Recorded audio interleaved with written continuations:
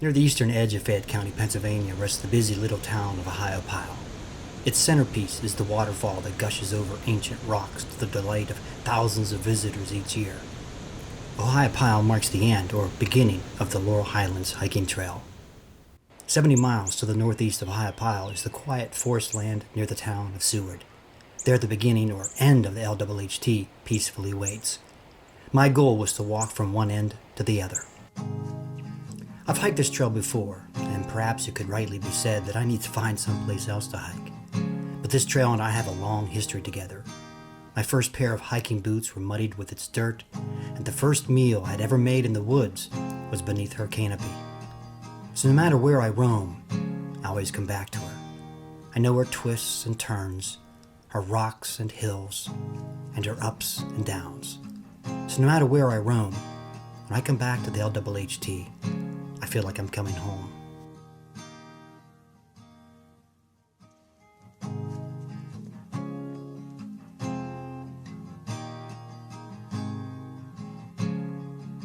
I set off once again from the trailhead near Seward for a southbound trek. This would be my 9th through hike of the LWHT. Autumn is my favorite time to be in the woods. Sure, the days are shorter, but they're also a little cooler, which makes for perfect hiking weather.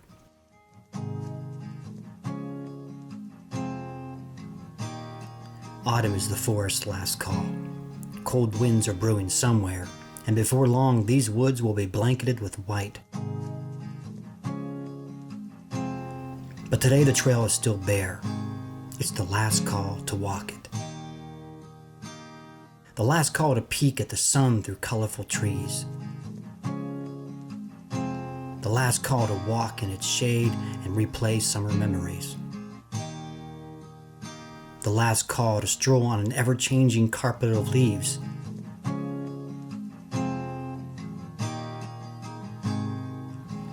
The last call to run your hand through tall, drying grass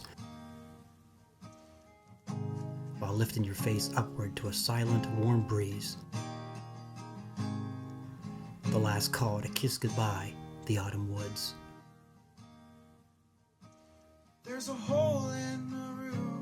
So while cold winter winds are still being kept at bay, I'll walk. I'll sit, and I'll lie down in an autumn world full of color. It's the last call, and I'm not leaving until I have to. I've got these worn out shoes. I've got these worn out shoes. There's a hole in my pocket for the stars to fall out. Life here is unhurried. There are no deadlines to keep, flights to catch, or lines to stand in. The only thing a fella needs to do is just walk. Just walk, savor, and enjoy. Devil was 3 steps behind. The devil was 3 steps behind.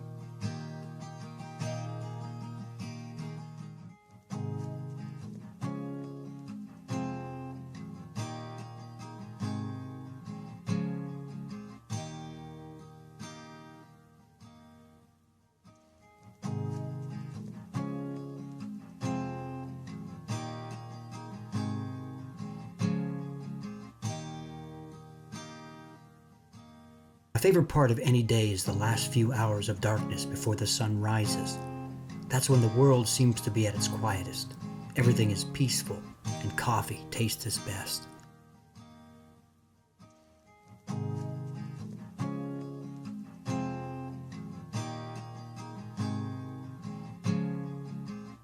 After a hearty breakfast of oatmeal, I packed my belongings and set out. This week, I would be a vagabond, an itinerant woodsman whose vagrant fancy could only be suited by continual movement. And oh, how I was satisfied with that description. In the earth where the devil he stays, he asked if I pushed through a morning forest whose autumn colors were beginning to flourish. The sun coaxed my progress, while maples and oaks nodded and smiled my way. I was just passing through. there are few sensations that can rival a solitude passage through the woods. I was just passing through. You know, it's not hard to be alone with your thoughts out here because they're almost always good ones. Hole in the roof for the stars to fall in. Gather them up for you.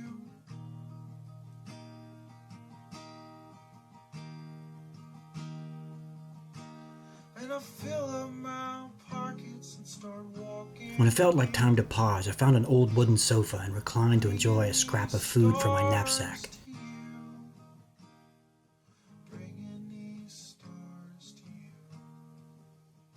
It never feels like you're eating alone when you're surrounded by so many wooden giants.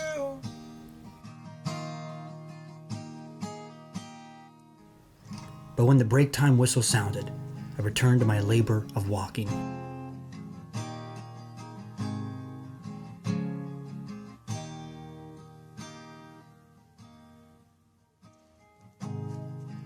Soon I reached my destination for the night.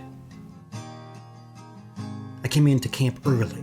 This gave me plenty of time to set things up and do, well, nothing, which is exactly what I've been hoping to do all day.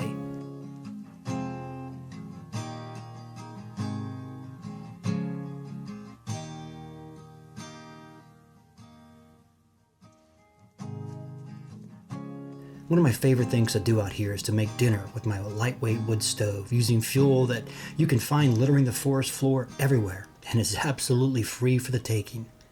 Sure, it takes longer and requires a bit more care, but time is not an issue, and I think it makes dinner taste just a little bit better.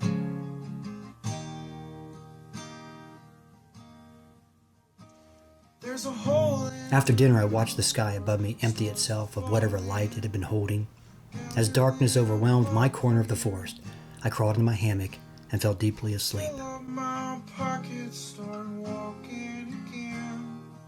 I've got these worn out. I woke up with plenty of darkness left for me to enjoy.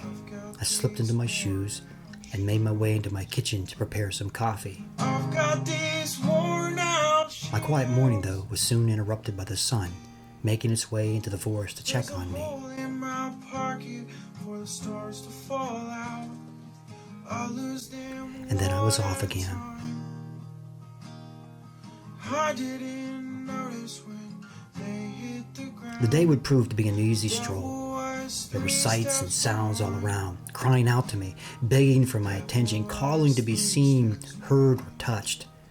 I did my very best to accommodate. Devil was 3 steps behind.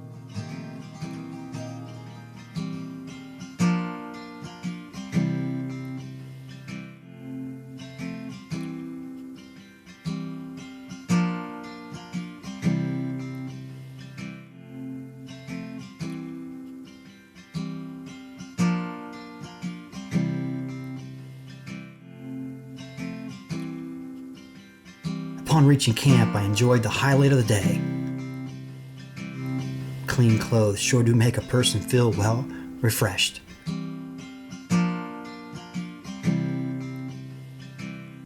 The sky was still quite full of daylight, so I stretched my hammock between 2 oaks that God himself had planted perhaps for this very moment. And then I relaxed to soak up the afternoon's pleasures before gathering some water from the mountain's flow. Honey, I'm gonna knock him down. Oh, everyone. As night drew near, I made my tiny cooking fire, broke bread, and supped quietly among the lengthening shadows. It had been another perfect day. Honey, you can tell Georgia where I am. You can tell. Just as predictable as night would come the day. I repeated my morning ritual, packed my diminishing supplies, and set off once more to the goodbye kiss of the morning sun. Am I waking you up? Are you sad to me? Am I waking you up? Are you sad to me? Am I waking you up? The thought of fresh food and cold drink beckoned me from the trail to Highlands Market. I made my selection and then carried these delicacies to the top of the mountain. There I found an empty table and chair overlooking the ski slopes. Beneath a warming sun, I'd feasted before continuing my journey.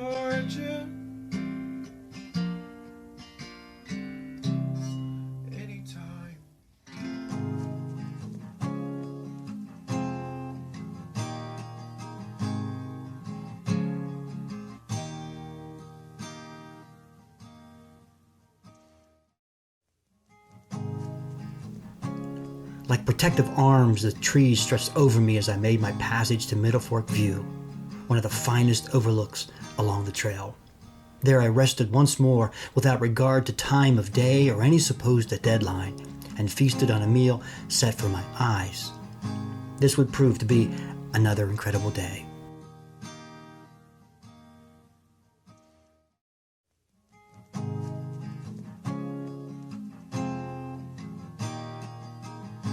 Overnight, the forest had echoed with odd sounds of the barred owl. At least two of them had been calling back and forth to each other, sounding like monkeys above me in the trees. It was amazing to lie in my hammock and listen to them.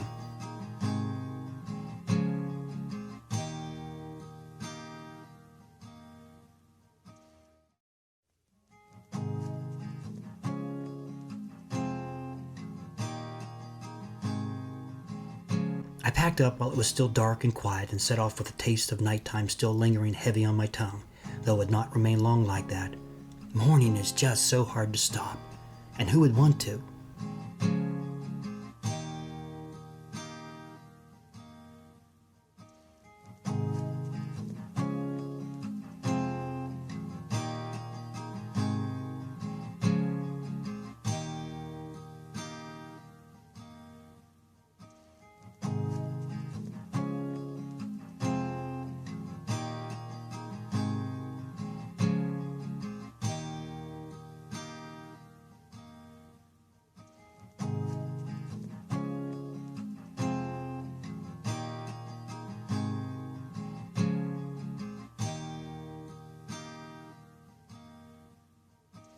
There's a hole in the roof for stars to fall in.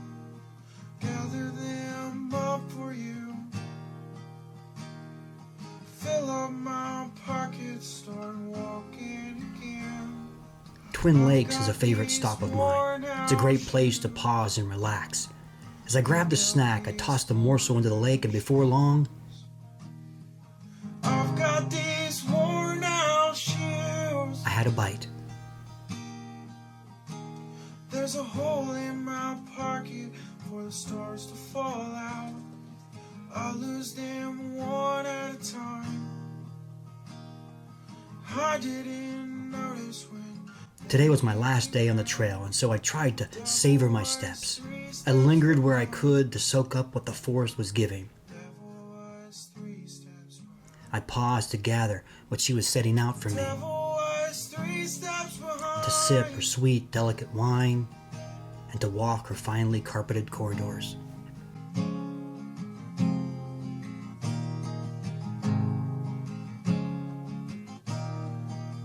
Autumn is the forest's last call before winter arrives to do her work. It's the last call to come and walk, the last call to come and feel, the last call to come and enjoy, the last call to come and pray to the Creator who painstakingly made this world and who delights in our passage through it. It's the last call, and I never want to miss it.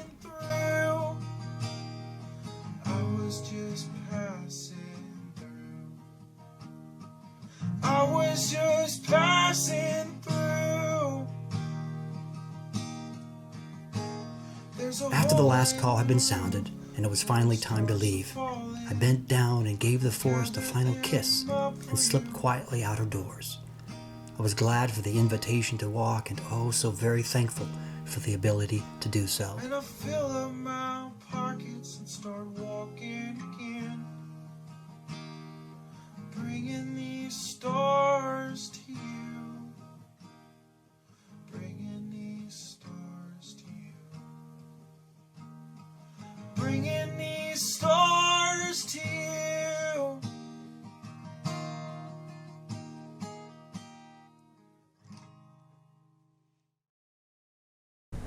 All right, I just made it back into Ohiopyle. The walk is over, and I realized that I have one bit of food left. I've got this protein bar. I've been carrying this sucker for 70 miles, and I never ate it. So obviously, I overpacked my food for the week. But you know what? Coming back with one thing left isn't too bad. Just unfortunate that I carried this for 70 miles and never ate it. But I guess that's just the way it goes.